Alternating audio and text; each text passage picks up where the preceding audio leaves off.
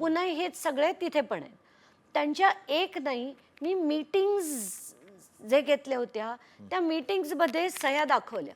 राजश्री मुंडेंची आहे, वाल्मिक कराडची आहे, धनंजय मुंडे राजश्री मुंडे वाल्मिक कराडची आहे, असे एक नाही अनेक दाखवले. म्हणजे याच्यावरनं एस्टॅब्लिश मिनिट्स ऑफ होतं. द मीटिंग पण त्या ठिकाणी दिसतात एक्झॅक्टली, clearly. हे 2022 पर्यंत, कारण हे लास्ट अपलोडेड स्टेटमेंट आहे अगदी ऑन ROC. अगदी. तर असं असताना हे मंत्री होते, हे तिथले पालकमंत्री देखील होते. Forget everything else. आता आपण कुठल्या कायद्याखाली ते येतं त्याच्याकडे येऊया.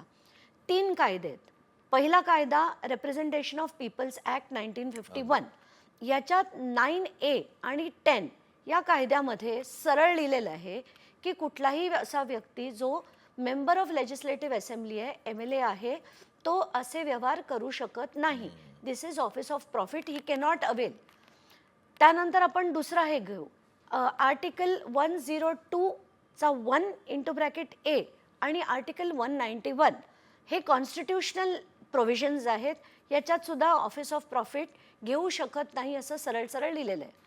तिसरं बघू आपण काय, तर मिनिस्ट्री ऑफ होम अफेअर्सनी एक पत्र काढले which it's a model code of conduct, ज्याच्यात युनियनमध्ये आणि स्टेटमध्ये प्रत्येक मंत्र्यांनी काय करायला हवं हे दिलेलं आहे. आणि त्याच्यात सरळ सरळ दिलं आहे की मंत्रिपदाची शपथ घेताना ते जर कुठल्या कंपनीत त्यांचे आर्थिक व्यवहार असले आणि त्या कंपनीला कुठलंही गव्हर्नमेंट कॉन्ट्रॅक्ट मिळता कामा नये अशी कंपनी असेल तर त्यांनी ती विकत तरी देऊन टाकावी, नाहीतर ते तिसऱ्या कोणा म्हणजे नातेवाईकात म्हणजे बायकोला पण नाही. क्लिअर लिहिलेलं आहे त्याच्यात की वाईफ इज ऑल्सो नॉट, स्पाऊसला नाही देऊ शकत, इतर कोणाला त्यांना देऊन टाकावी लागते असं त्याच्यात लिहिलेलं आहे. आणि आपण या तिन्ही कायद्यांमध्ये हे जे धनंजय मुंडे म्हणाले की 2006 पासून होतो, आधी त्यांनी सांगण्याचा काय प्रयत्न केला माहिती आहे की ते फुकट दिलं जायचं फ्लाय ॲश, आणि ते उचलण्याचं काम देखील महाजनकोचं होतं. तर त्यांना हे कल्पना नाही की 2006-07 मध्ये हे सगळं होत होतं कारण फ्लाय ॲशचा उपयोग नव्हता. त्याच्यानंतर ते सिमेंट इंडस्ट्रीमध्ये वापरली गेली, मग ब्रिक बनवण्याच्या इंडस्ट्रीमध्ये वापरली गेली, मग त्याचा जसजसा डिमांड वाढला त्याचा भाव वाढला.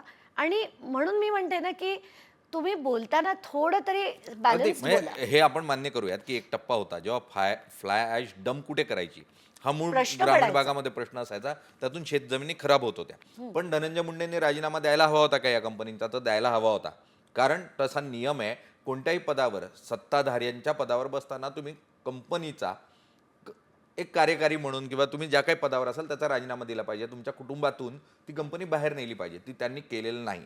त्यामुळे ते तिथे दोषी दिसतात का? तर कागदावर तरी ते दोषी या ठिकाणी दिसतात. पण ताई, एक मूळ प्रश्न उपस्थित होतो तुमच्याबद्दल. अजून एक संपलंच नाहीये ना. आता त्याच्यात आणि एक कंपनी आहे टर्टल लॉजिस्टिक्स नावाची. तर ही टर्टल लॉजिस्टिक्स मध्ये कोण आहे? राजश्री धनंजय मुंडे. ती कंपनी काय करते? पुन्हा फ्लाय ॲश विकते.